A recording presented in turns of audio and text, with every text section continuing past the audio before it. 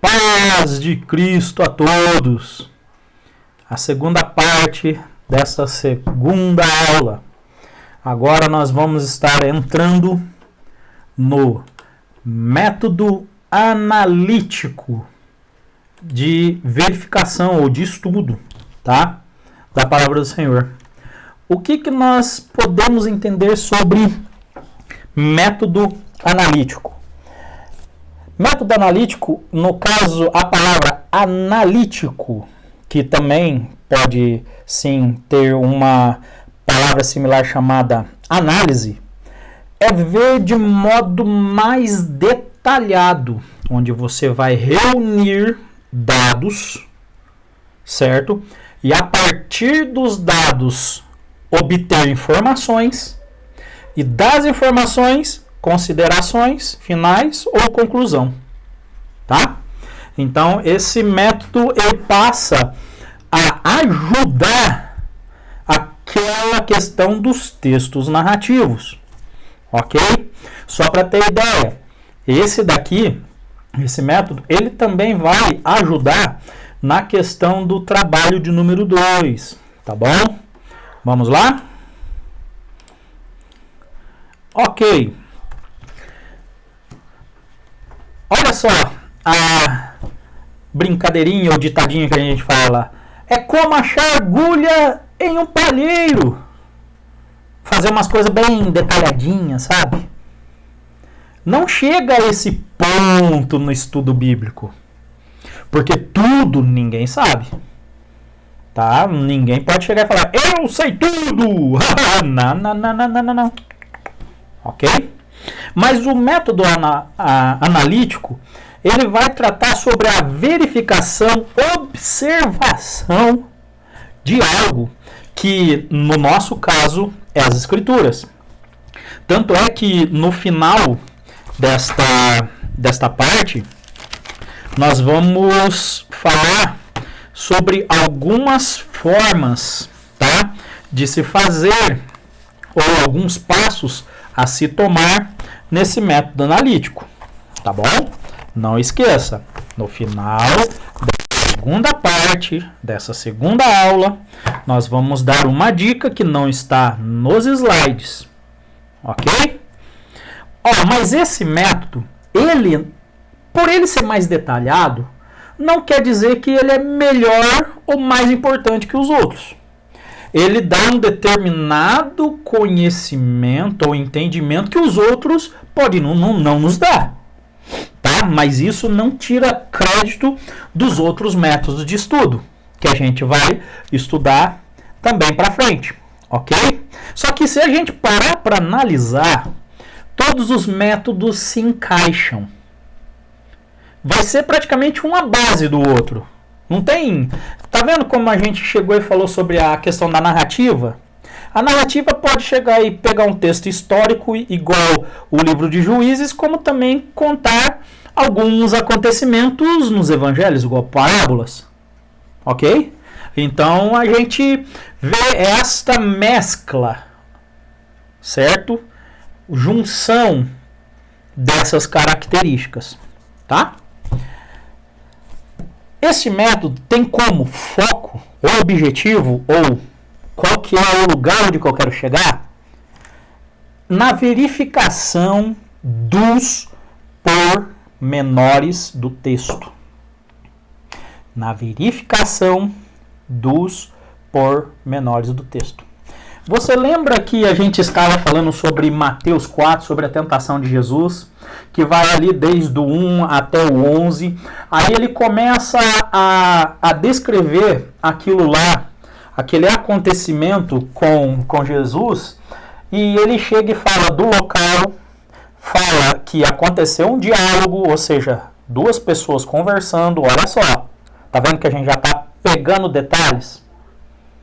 O que eles estavam usando na conversa, como estava sendo a conversa, ou seja, um falava, o outro falava, certo? Porque era, na verdade, um diálogo mesmo, tá? Onde que um falava, o outro esperava. O outro falava, o outro esperava. Aí lembra que a gente estava falando da questão do ambiente, lembra do deserto? O deserto não tem sombra, Então tem a questão do calor, certo? Não vai ter tanto vento, se tiver vento, no caso, como tem tempestades de areia, vai ser quente, porque o vento às vezes vem mais fresco para nós por causa da sombra. Ele passa lá, certo? Por baixo da árvore, onde que tem sombra, não é tão iluminado, então ele tem aquele certo refrescor. E lembra que a gente chegou e falou do deserto também? Deserto tem água? Olha só, imagina. Vamos aumentar nosso modo de visualizar esse deserto.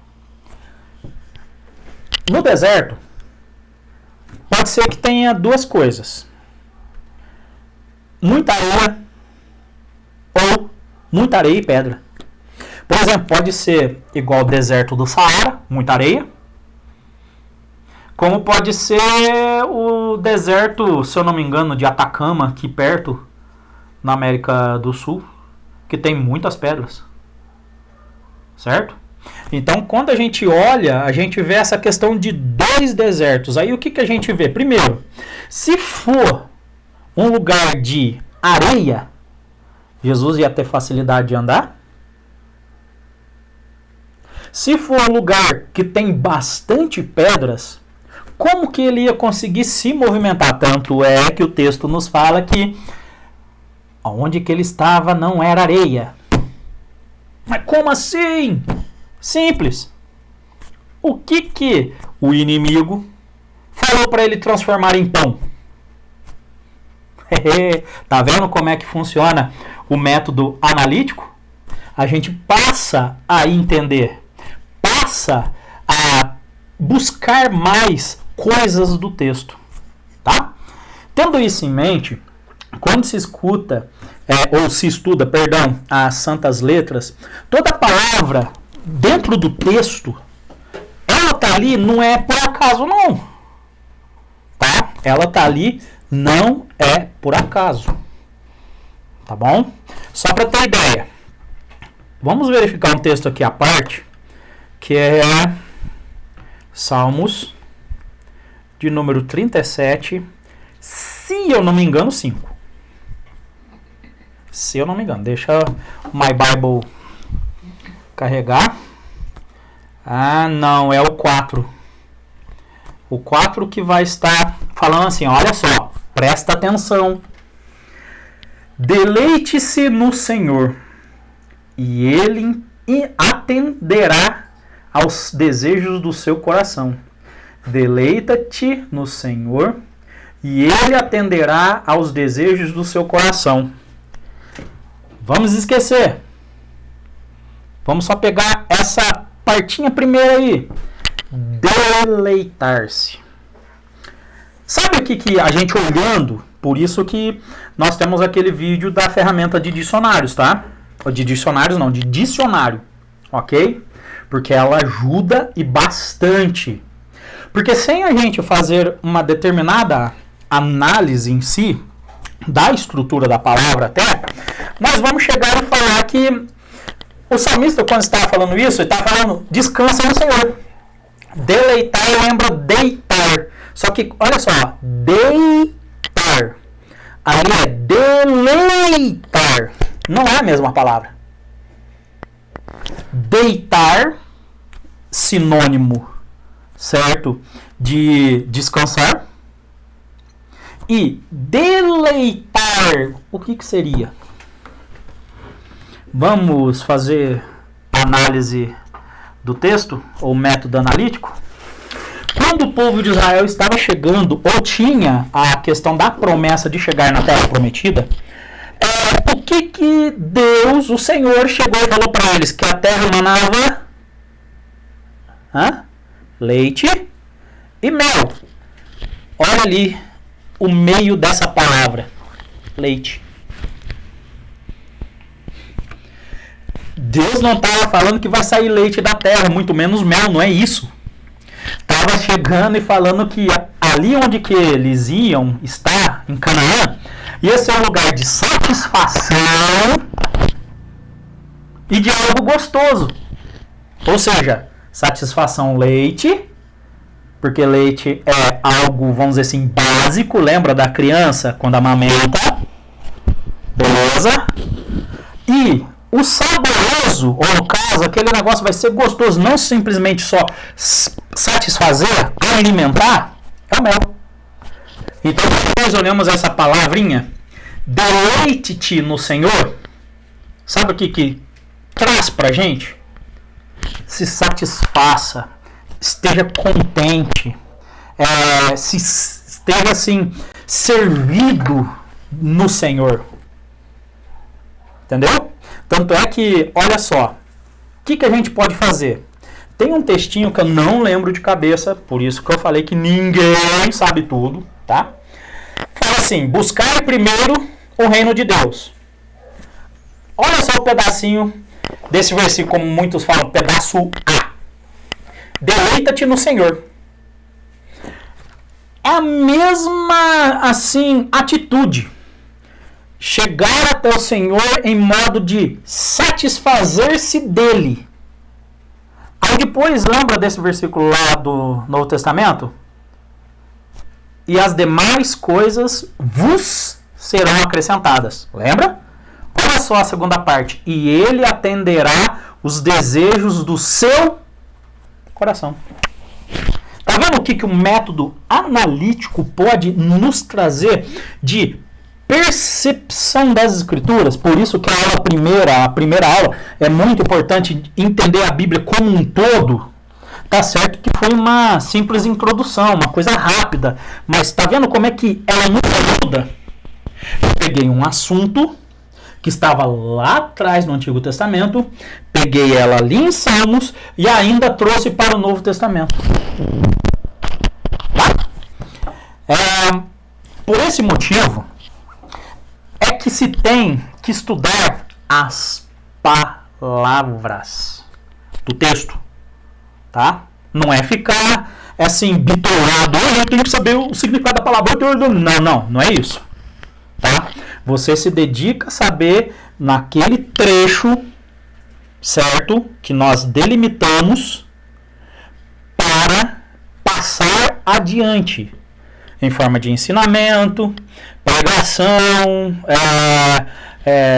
palestra, tá? Senão a gente acaba passando errado. O Joãozinho vai evangelizar, ele chega e fala, sabe o que Deus diz pra você, meu querido? O que ele diz, Joãozinho? Ele diz que eu tenho que deitar no Senhor. Por que eu tenho que deitar no Senhor? Eu tenho que deitar no Senhor porque lá em Salmo 37 diz deleitar. Mas aí, como assim deleitar? Né? Quem que ensinou isso para o Joãozinho? Lembra que ele era o café com leite da brincadeira? Ou seja, ele não entende muito bem as regras, porque ainda é uma criança, mas não justifica dele não ter a oportunidade de aprender a palavra. Olha o discipulado infantil, hein? Nesse caso, a gente acabou de ensinar errado. Entendeu? Eu vou descansar no Senhor porque Ele vai atender todos os meus desejos. Não posso nem discordar que o Senhor faz isso. Só que não é o que o texto está falando. Infelizmente. Tá? E se ele não está falando, o que eu estou fazendo com o texto? Colocando minha mente. Porque no texto é a mente do Senhor. Então é diferente a gente chegar na academia. A gente costuma falar, em relação ao estudo teológico, falar que é exegese, essa breve análise um pouco mais até detalhada. E sobre essa, você falar uma coisa que você acha que chama-se exegese.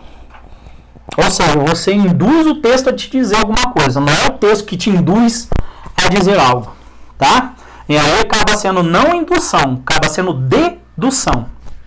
Ou o achismo. Ok?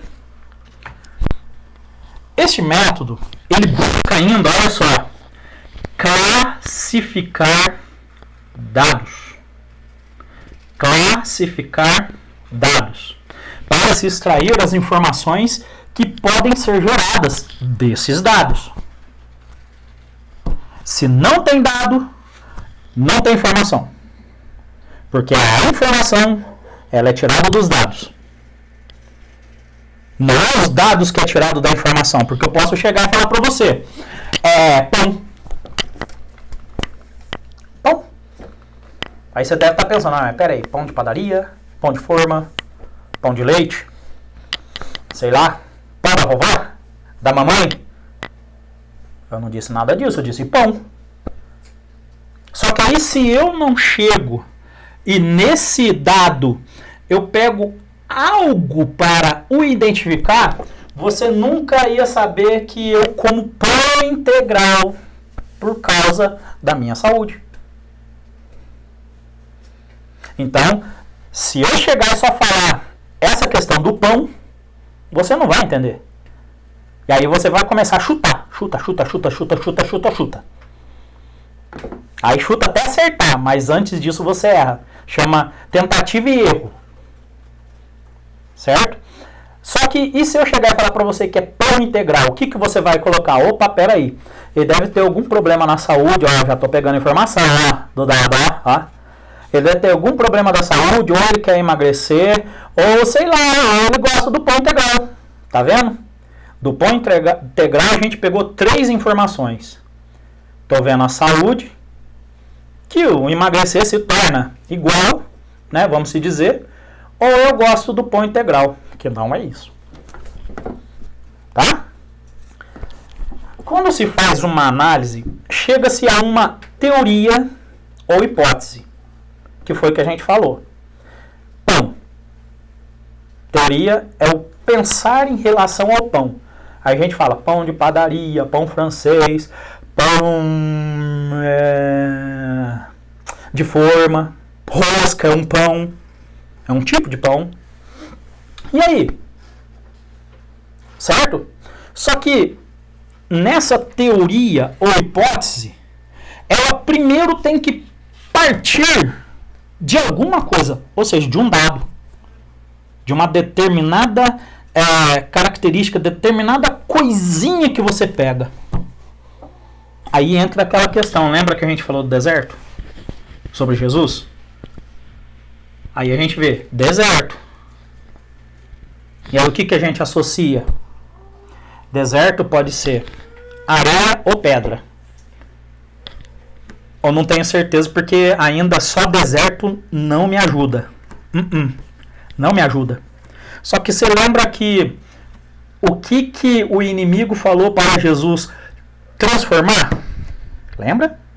Pedra. Deserto que continha pedras. Tá? Então, quando a gente passa a fazer essa análise e também comparando no caso, certo? A gente passa a entender melhor o texto. Tá bom? Mas ao fazer essa análise, passamos em seguida a fazer experiências para ver se realmente foi feita uma má análise ou uma análise correta. Então, se nós não verificarmos desse jeito, a gente pode falar que Jesus estava no deserto de sal. Se eu não me engano, no Peru, não sei se é por aqui, mas eu sei que tem um deserto de sal, onde que tem um local lá que parece um mar, vamos dizer.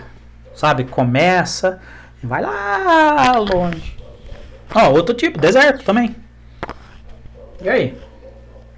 Então, se a gente não souber extrair do texto, nós acabamos falando coisas erradas. Não esqueça do Joãozinho. Às vezes a gente pode colocar um portão no céu na vida das pessoas. Cuidado! A partir deste caminho a ser tomado, que é pegar os dados para chegar até algum lugar, chegamos a alguma conclusão e análise. Porque antes, quando se fala em questão de chegar a experiências, é simples. Olha só, o que nós podemos aprender com Jesus sendo tentado no deserto, onde que tinha pedras, ou seja, não era fácil andar, e ainda não tinha água, certo? E no final, não foi no começo, ele foi tentado. Primeiro, se a gente tem que ser igual a Jesus, experiência, ó, estamos aplicando já, ó. Ele andou no deserto, lembra? Deserto sem água. Vai ter tempo que a gente vai ficar, sabe? Sim, na nossa vida, sim.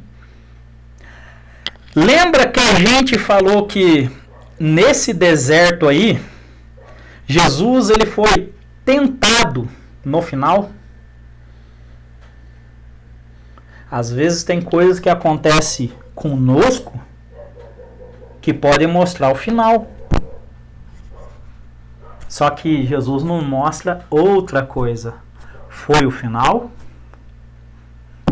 Olha lá o versículo 10 e o versículo 11. Tá? Lembre-se, não existe conclusão ou resultado ruim. Tá? Não existe. Tudo é resultado. Tudo é uma coisa a ser considerada. Tá bom? Tudo tem o seu valor para o aprendizado. Por exemplo, nossa ótica humana, nós podemos chegar e falar que Jesus sendo tentado no deserto, pelo sol ali, sofrendo, falta de água, alimento, tal, é uma coisa ruim, não é? Mas o que de bom nós podemos aprender? Não? Pela palavra nós conseguimos resistir ao diabo. Tiago 4. Aí você acha o versículo. Tá? Os resultados que parecem ruins nos ajudam a buscar ou melhorar algo. Porque quando Jesus estava ali jejuando, o que é o jejum? É uma aproximação através de um sacrifício que você faz. Ou seja, você faz uma troca de uma coisa prazerosa, que seria o comer, para uma coisa não prazerosa, não comer. Ok? E qual que foi o resultado? O que ajudou? Saber? Lembra da vitória que a gente falou? Que está lá em Tiago? Os resultados bons nos mostram como devemos continuar.